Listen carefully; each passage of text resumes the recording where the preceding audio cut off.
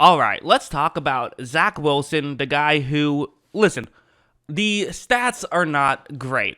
His overall statistical day of 10 for 18 for just 110 yards doesn't seem great. And in fact, all season his statistics still aren't great. He still just has one passing touchdown on the year, but still, I don't know how much we care about just getting the passing touchdowns. He has a rushing touchdown as well, and the offense as a whole has looked better with him there. But still, the numbers aren't great. The advanced statistics are better, certainly, but let's talk about the tape, because there, at the end of the day, is still no better way of evaluating a player than by watching their tape. So let's watch their tape. First, let's start off with something like this. I want to start off with a negative, because this is something that is still giving Wilson trouble, and you're hoping he gets better at. But again, he's in his second year. To some degree, you have to say this is probably who he is. Yes, guys do get better at certain things, but you can't just assume they're going to get better because it's a mistake that a young player makes. You have a guard going one-on-one against a Green Bay Packers defender here, and watch what happens. Very quickly, Wilson takes the snap, he looks around, and maybe could throw a quick check down if he wants to, but doesn't love what he sees, and now there's a quick pressure coming. This is a below 2.5 second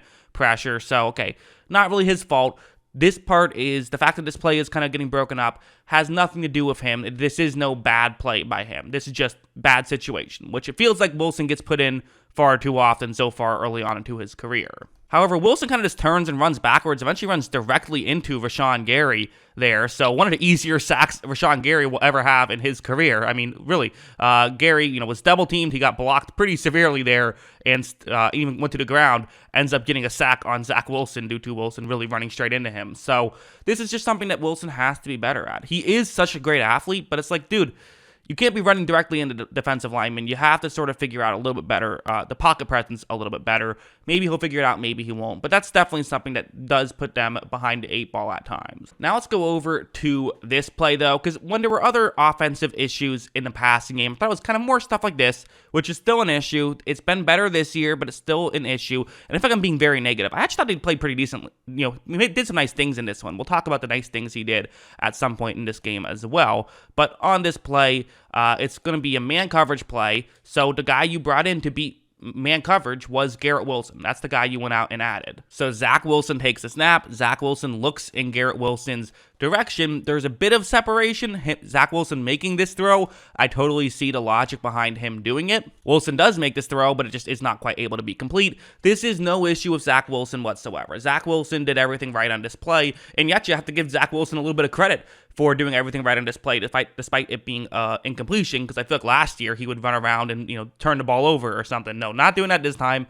That's good. Doing the right play, throwing it to the low percentage play, because there's a better chance of that working out than not working out, but it didn't work out. Now let's go over to this one. So this one's another interesting one. It's going to be a zone coverage play with a route underneath. That's the way it's designed to work. That's what's supposed to happen. Worth mentioning, this is a third down right here. Wilson takes the snap. Wilson looks, and this is tough. You have to get to the 8-yard line. So if he makes this throw, is it going to work out? I don't know. That'd be a tough one to really make. Also worth noting, Zach Wilson has already he's already taken his eyes away from that, so he's already done with that. So he does not like that. He didn't like how it was shaping up, so he's going to try to look for something else. Maybe he could throw a check down to a halfback, but again, it's hard. Instead, Wilson is going to scramble out. He's going to get outside the pocket, and he's going to eventually be in this position where the receiver I've circled was actually calling for Wilson to make this throw, and you can kind of see how it can work. He's behind the defensive backs. If you throw it over the middle, sort of on the Packers logo, there's a chance it could work,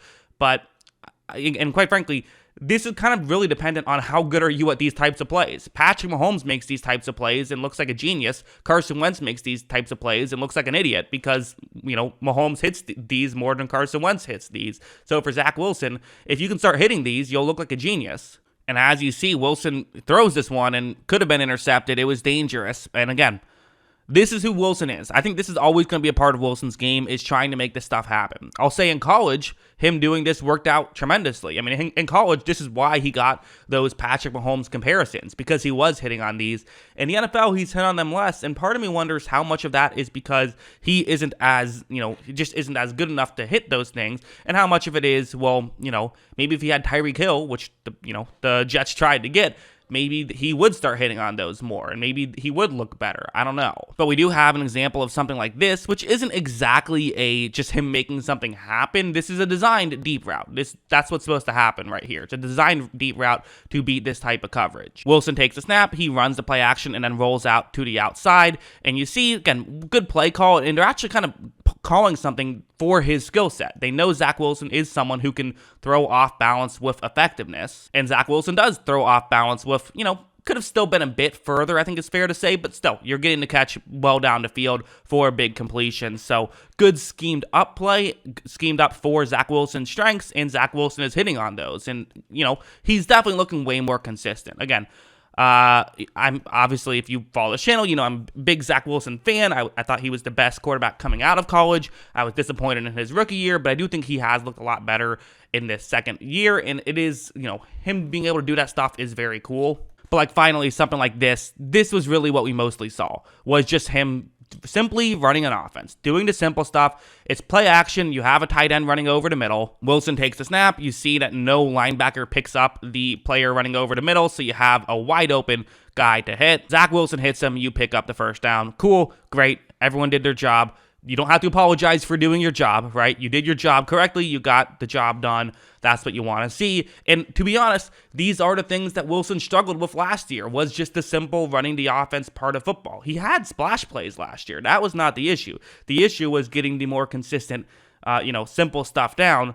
And to me, I've seen enough sample size to just say, no, I expect that out of him now. He's got that stuff down. That's what I expect him to do. So I was very excited to see him do this the first couple of weeks and kind of say, okay, no, you're actually doing this stuff. Cool. This is awesome. You are growing as a player. I do think that it's worth mentioning, I think about, I'm often thought about this, a Colin Cowherd quote, which again, kind of funny to think that that's a quote that I take very seriously, but it was a good quote he talked about how since Josh Allen took 3 years to develop, now every quarterback gets 3 years to develop. And his point was, well, Josh Allen is 6'6" and hurdling over guys. I'll give that guy 3 years. I'm not sure I'm giving every quarterback 3 years. I think Zach Wilson he's earned he gets a third year due to the freak plays he can make, but he also is improving a lot from year 1 to year 2, and so he's definitely, you're not even considering moving off of him. He's here for this year, and he's here for next year, which, if he sucked again this year, maybe you'd start to consider it, but he's earned a third year already, I would say, with his improvements,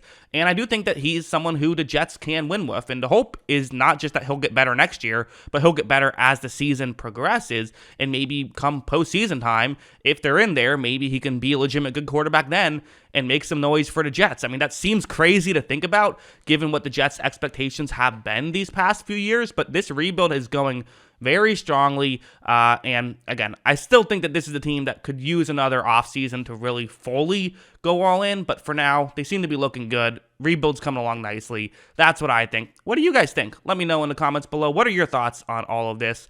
Always love hearing from you, and of course, as always, thanks for watching.